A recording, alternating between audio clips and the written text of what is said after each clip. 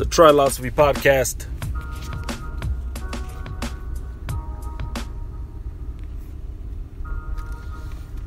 It's that time again.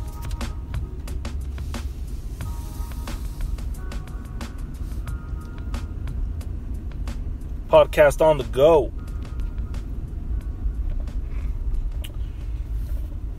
All right. Well, let's talk about Mexican Independence Day weekend, September 15th, Saturday, at the T-Mobile Arena in Las Vegas, Nevada. We had what was primed to be the biggest fight of the year. But before we get into that, let's talk about some of the undercards here. I mean, it was a stacked card. You had Chocolatito, Spike, O'Sullivan, David Lemieux, Jaime Munguia, Canelo Alvarez. I mean, that's not the undercard, but the whole card, Canelo Alvarez, and Gennady Triple G Golovkin, all on the same card, all on the same night. So, I mean, you know, as far as pay-per-views go,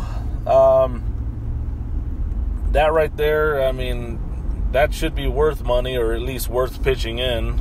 You know, that's, for all of them to be on the same card is, I'd say that's a great pay-per-view card. I mean, what can I say? We had Chocolatito versus Moises Fuentes with the stoppage in the 5th round via TKO.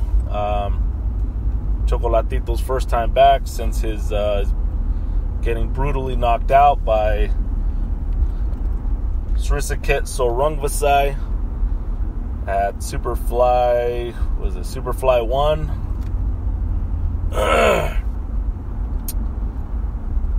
Yeah, that was a brutal knockout. So Chocolatito came back in what looked to be a pretty good fashion. Probably expected to win this fight.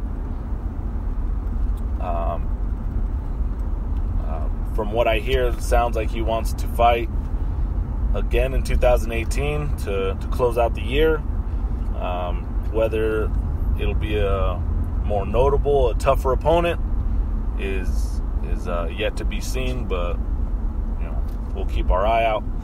It looks like you know, rumblings of Superfly 4 going to be in February or March. So you know, if nothing works out for him in 2018, probably expect him to be featured on that card as well. I mean, as far as the second fight, I picked Spike O'Sullivan to beat David Lemieux. I expected fireworks. Both of their styles match up. Both of them going forward. They're not boxers really at all. I mean, they're just, you know, I expected a very exciting fight.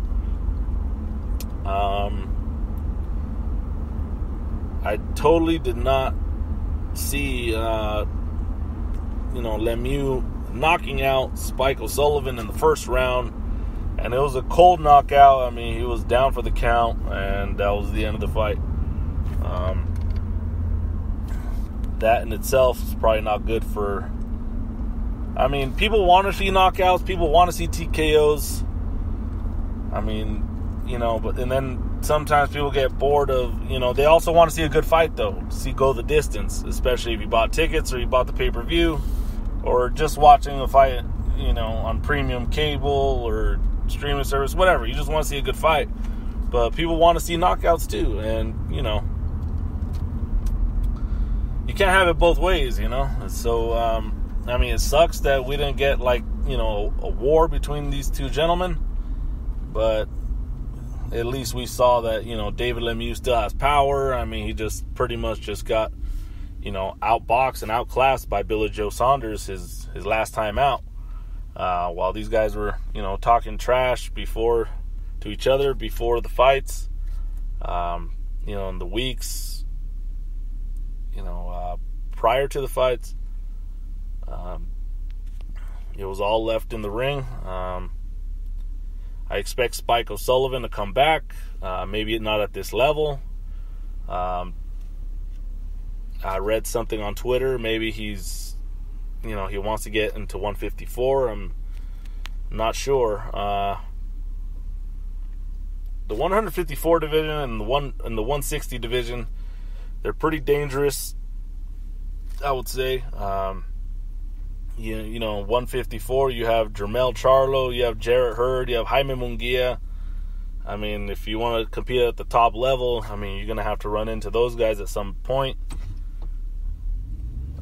If you stay at 160, you have Canelo, you have Triple G, you have Jermall Charlo, you have David Lemieux, Murata. I mean, it's just Billy Joe Saunders,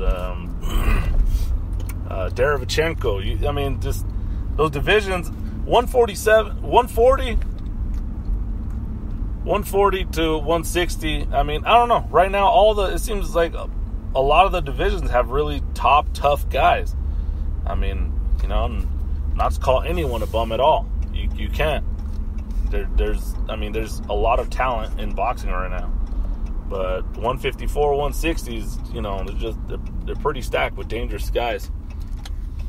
But if you want to be in boxing, I mean, you're gonna have to face these top guys, and that's to be seen if you go on a winning streak again too. So I mean, once you lose at a higher level or on a bigger stage, you can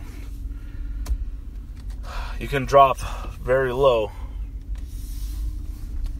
But I see Golden Boy using Spike on some future cards very soon. Next fight, I'm sorry.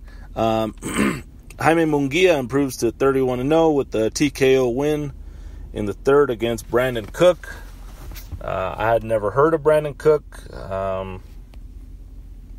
That seems to be his the second loss of his career, so he is now at 20-2. Jaime Munguia, he returns to his knocking out glory, his KO glory after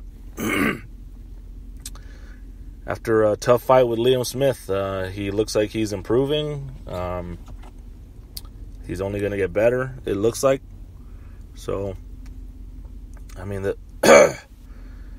he's a huge 154-pounder, but we know who the other 154-pounder that's around the same size as him. I don't know how both of those guys make weight.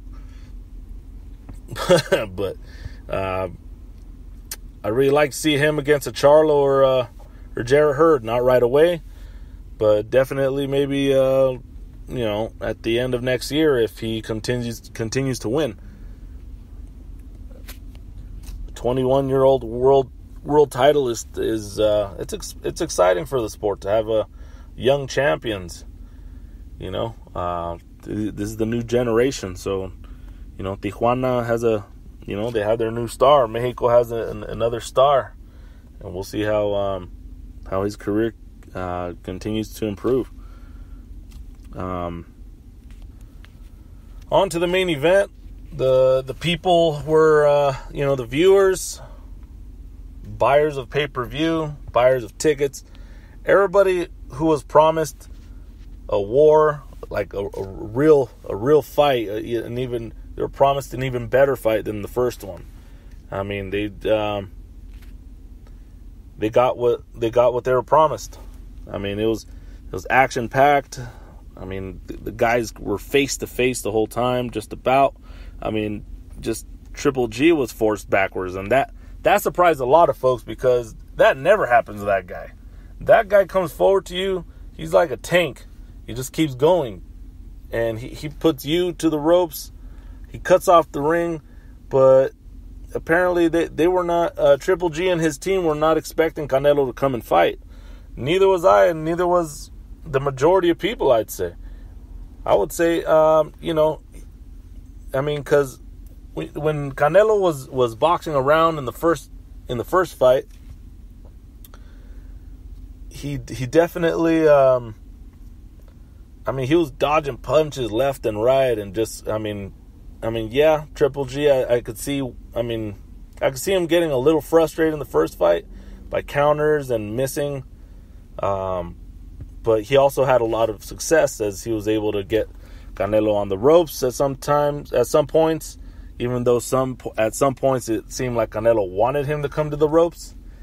But, that played into his strategy. So when Canelo came face forward and wanted to fight in the center of the ring, the body punches that Canelo was handing out, his arsenal, I know those body punches bother any fighter, and I'm sure that really got, Triple G, I'm sure that's what got him tired as well. Just the pressure, the body punches, all that together. I saw Triple G gassing out around the 8th or 9th. Triple G had a lot of success utilizing the jab most of the fight, even by going backwards. And on Twitter last weekend, I've said that the decision, the decision was clear as day. I don't know. I guess it was wrong choice of words. I rewatched the fight, and that was a really close decision. That could have went draw. I scored it 115-113 for Canelo. Just once again, just the utilization of body punching, countering, dodging, jabs, power shots. I think all of that played in Canelo's favor. And just the total switch of strategy, I think, it was just, the judges were picked by Triple G's team, okay? Can't take anything away from Triple G. He came to fight too. It was an action-packed fight. The guys entertained everybody, what else could you say? You can't really say anything negative about the fight. People got their money's worth. And Triple G's team, in negotiations, it looks like they picked the judges, so they were happy with the judges that were picked. They picked the ref. Abel said he didn't pick the ref, but I don't know. To my understanding, Triple G's camp is the one who picked the judges, the ref. They got their 45%.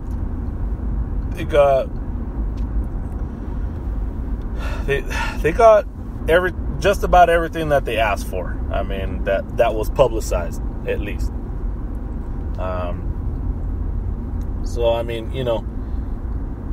Triple G didn't agree with the decision right away. He walked out. I thought that was very sour and very poor sportsmanship. He showed up to the post-fight press conference, face super lumped up and cut, but that's face of a warrior. The guy can still fight. He's still a major threat in the middleweight division. Him and Canelo are at the top for sure. I don't think there's anyone on their level in that division at all. I think Triple G still knocks out most of the guys at 160. Unless they can box their way out of it,